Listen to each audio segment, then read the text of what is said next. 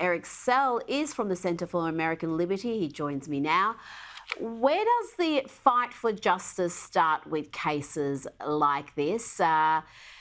What are your prospects for success, given that there was consent given for these surgeries by the parents, presumably, and the teenagers themselves? Well, Rita, I think justice is holding these doctors accountable for feeding these young girls lies that these are reversible procedures or that this is the only way out from their depression, their anxiety, their sad feelings that they had. I mean, these are kids going through a very tough time and they find online that this is the answer, that they are a different gender and that they need medical intervention to make them happy. And these doctors did not fully inform them about the consequences of their actions, and they should be held accountable for it. And we think that they did not obtain informed consent from these individuals. And we think that we have a very high likelihood of success in holding these doctors accountable under American law.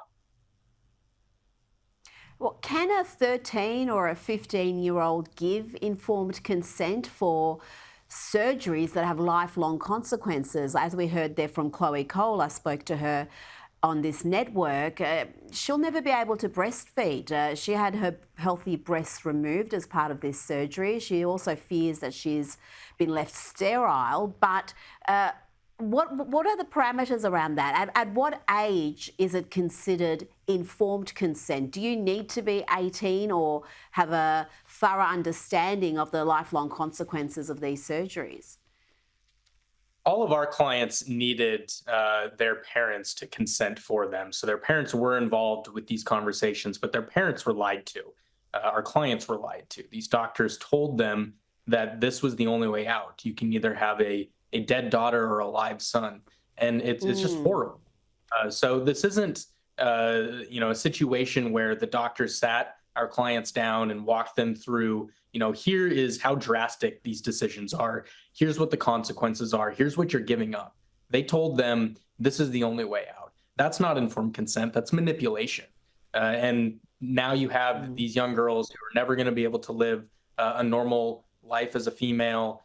They're going to have lifelong medical consequences because of these decisions they made when they were so young, because they thought that they were trapped and that this was the only solution for them. So these doctors manipulated them and they did not obtain informed consent. Is it mainly girls who are detransitioning? Do you know what the gender breakup is? And are you expecting more people to come to you to represent them now that they know there is a way to seek justice? Sadly, it is primarily young girls, to the tune of, I've seen some statistics that say 90% of young kids who are transitioning are females. And I think a lot of it is because they, are going through puberty. They're seeing online, images that they don't ever think are going to be obtainable, and they feel trapped and they want to change who they are. They want to mask their feelings with a new identity. And sadly, it is often young girls, and in many cases, young girls with autism disorder and other mental health disorders Mm. that are, prompting them to seek these medical interventions. So, what we're trying to do here with Chloe's case, with Layla's case, with Luca's case, is to create a blueprint for individuals who were manipulated by their doctors to hold their doctors accountable for what they did. So we are absolutely hoping that more detransitioners will reach out to us at the Center for American Liberty and seek help, so we can help them find a lawyer to go after the doctors that manipulated them and lied to them. Well, in Australia, there is little transparency about how many children are being treated, what sort of treatments they're receiving in public hospitals and private ones too. What advice do you have for Australian health authorities who are, well, blindly following this gender affirming model? Don't listen to WPATH first and foremost. That is an organization of activists who are not basing their so-called standards of care on any credible science. Really, the foundation that so much of this has been built on has been a foundation of lies, and it's coming crumbling down.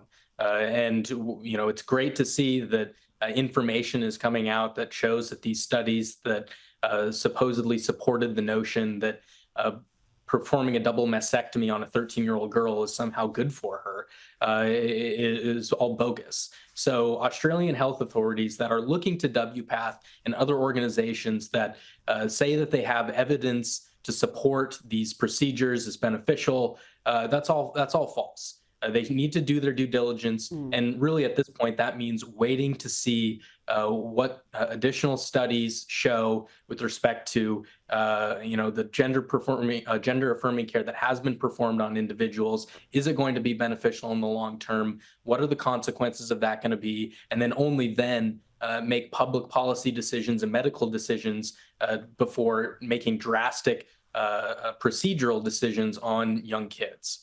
So that would be my recommendation for these Australian health authorities. Now, the Centre for American Liberty is also representing an 82-year-old woman, Julie Jamis, who was banned for life from her local YMCA for expressing concerns that a man in a woman's swimsuit was using the woman's locker room. She says she was berated by staff, and since then, she says she has suffered mob-like attacks, public humiliation, and widespread mendacious reporting. If this had been the 17th century, I would have been burnt at the stake. I have been active in this community for 40 years, and my hope is that my credibility is restored. This seems incredible that a woman, an upstanding woman, can't speak up about something that makes her feel unsafe without copping this sort of treatment.